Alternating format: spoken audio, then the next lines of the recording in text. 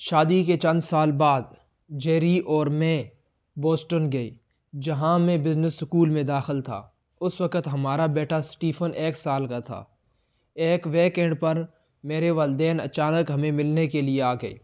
وہ ہمیں buffet dinner کروانے کے لیے لے گئے اور میں ان کے اس اچانک ساتھ پر بہت پرجوش تھا۔ مجھے ڈر لگ رہا تھا کہ کہیں میں دوبارہ اپنے بچپن میں نہ لوٹ جاؤں۔ میں نے فوراً اپنی پلیٹ کھانے سے بھری اور بیٹھ گیا اور اپنے والدین کے ساتھ خوش گپیوں میں مصروف ہو گیا۔ ایسا کرتے ہوئے حقیقتاً میں جیری کو نظر انداز کر چکا تھا، جو لائن میں کھانا لینے کی کوشش کر رہی تھی، جبکہ 1 سالہ سٹیفن بھی اس کی ڈاک پر بیٹھا ہوا تھا۔ وہ اسے بھی سنبھال رہی تھی اور کھانے کے حصوں کی تگ و دو میں بھی مصروف تھی۔ آخر کار وہ ہمارے ساتھ شامل ہو گئی، لیکن پوری شام اس کی تمام تر توجہ اپنے بچے کی طرف رہی اور اس نے زیادہ بات چیت بھی نہیں کی۔ جب ہم گھر پہنچے میں نے اطمینان کا سانس لیا اور کہا، مجھے اپنے والدین کی یہاں آمد پر بہت خوشی ہوتی ہے، کیا ایسا نہیں ہے؟ اور پھر اس کی طرف مڑا اور کہا، میں یقیناً تم سے پیار کرتا ہوں۔ اس نے کہا، نہیں تم نہیں کرتے۔ میں حیران ہوا اور جواب دیا، یقیناً میں تم سے پیار کرتا ہوں۔ اس نے کہا، نہیں تم نہیں کرتے فریڈی۔ فریڈی؟ میں نے حیرت سے کہا، یہ فریڈی کون ہے؟ وہ مائی فیئر لیڈی کا ایک کردار ہے۔ اس نے بجھے ہوئے لہجے میں جواب دیا، تم جانتے ہو یہ وہ کردار ہے جو پیار کے متعلق باتیں کرتے ہوئے زمین آسمان ایک کر دیتا ہے، لیکن اس کے لیے کوئی عملی کام نہیں کرتا۔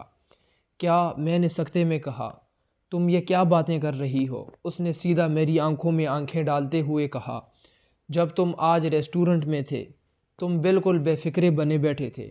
میں یہاں چھوٹے سٹیفن کو سنبھال رہی تھی، اس کے لیے اور اپنے لیے کھانے کا انتظام کر رہی تھی، اسے خوش کرنے اور بہلانے کی کوشش کر رہی تھی، اور تم صرف اپنے والدین کے ساتھ محظوظ ہونے کے متعلق سوچ سکتے تھے۔ تم کسی کام کے نہیں ہو فریڈی۔ اس کے ساتھ ہی مجھے ایلیزا، جو کہ مائی فیئر لیڈی کا بنیادی کردار ہے، کہ وہ الفاظ یاد آ گئے جو اس نے بجھے بجھے لہجے میں فریڈی کے لیے کہے تھے، مجھ سے آسمان پر چمکتے ہوئے ستاروں کی باتیں نہ کرو، اگر تمہیں پیار ہے تو مجھے دکھاؤ۔ ایلیزا کو الفاظ کی ضرورت نہیں تھی، اسے عملی رویہ چاہیے تھا، اور اسی طرح جیری کو بھی۔